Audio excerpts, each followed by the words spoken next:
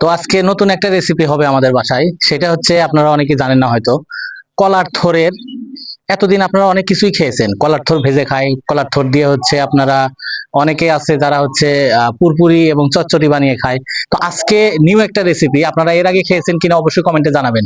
আজকের ভিডিওতে থাকতেছে থোরের বড়া, থোর, কলার থোর এবং হচ্ছে কলার থোরের সাথে আছে হচ্ছে খেসারি কালাইয়ের ডাল। তো এই দুইটা মিলেই হচ্ছে আপনার সুন্দর করে বেটে, তারপরে আপনারা দেখতে থাকেন অবশ্য। আর আপনারা এর আগে কখনো খেয়েছেন কিনা অবশ্যই কমেন্টে জানাবেন। আজকে আমি একটি রেসিপি নিয়ে আপনাদের সামনে হাজির হইলাম। আজকে আমার রেসিপিটা হলো এই যে কলার থোর দিয়ে আর হলো এই যে খেসারি কালাই দিয়ে নতুন একটি রেসিপি তৈরি করব। এমন সুস্বাদু হবে সেই রেসিপিটা, অনেক সুন্দর হবে। আপনারা ভিডিওটি সঙ্গে থাকবেন, দেখবেন আমি কি করি। কলার থোর তো অনেকেই খাইছেন, ভাজা খাইছেন, তরকারিও খায় অনেক মানুষ, ছোট মাছ দিয়ে চটচটি খায়, তারপরে ডিম দিয়েও রান্না যায়। কিন্তু আজকে আমি নতুন একটি রেসিপি তৈরি করব।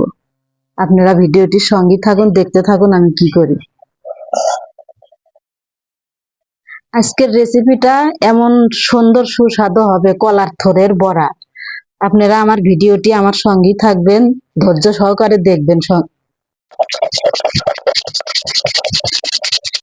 তাহলে এগুলো কি খেসারি কালাই বেটে নিচ্ছ? হুম, তারপরে দিবে হচ্ছে ওই থোর। হয় এগুলো আসলে কি থোরের কেউ বড়া খায়? থোরের বড়া কেউ খায়? আমি তো জীবনে শুনিনি, আজকে প্রথম দেখলাম।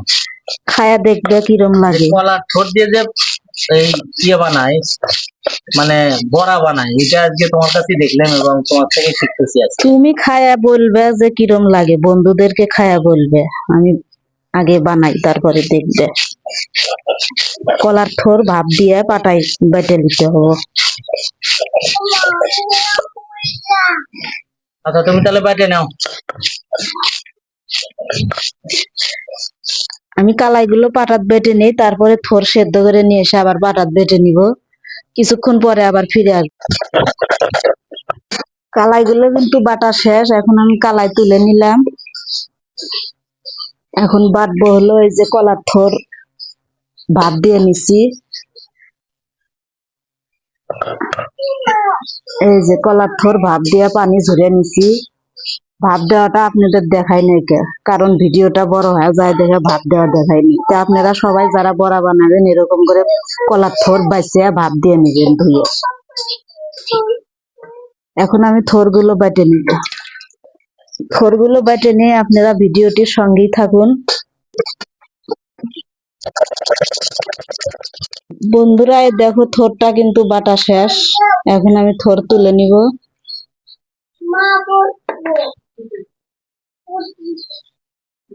তোমরা ভিডিওটার সঙ্গেই থাকো। এখন আমি চুলার পারে জাল ধরে নিব।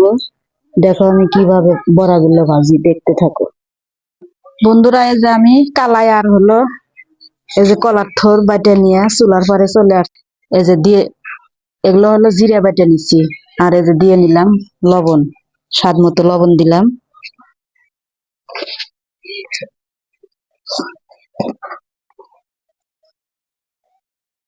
অল্প একটু মরিচের গুঁড়া দিয়ে নিলাম।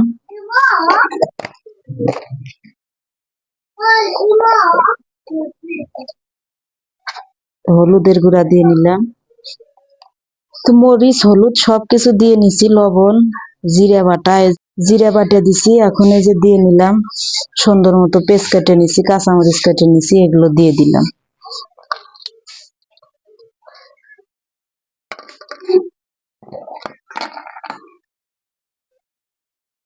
আদা রসুন বাটা দিয়ে নিলাম।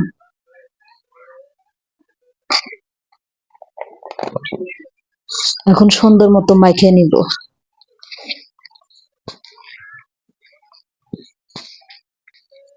তারপরে দিয়ে দিলাম এই যে থোরগুলো বাটা, কালাই বাটা।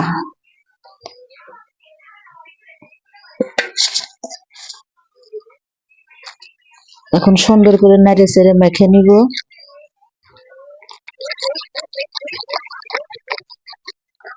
মাখানো শেষ।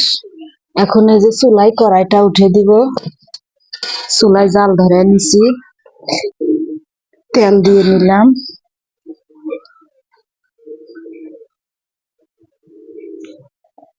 তেল গরম হয়নি, তারপরে আমি বড়াগুলো দিব।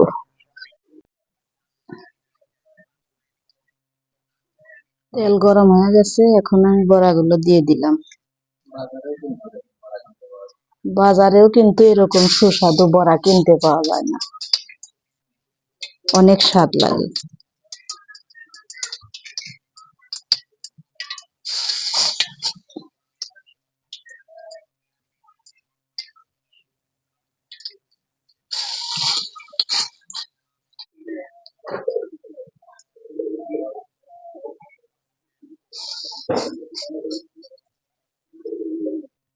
আর দিব না, হয়ে যাক ওইগুলো, তারপরে অন্য পিঠ দেখাবো। সেই সুন্দর কালার। একবারে ইসা মাছ বাটা মাংসে বড়া ভাজলে যেরকম হয় সেরকম হয়েছে। বড়াগুলো হয়ে গেছে, এখন আমি তুলে নিই।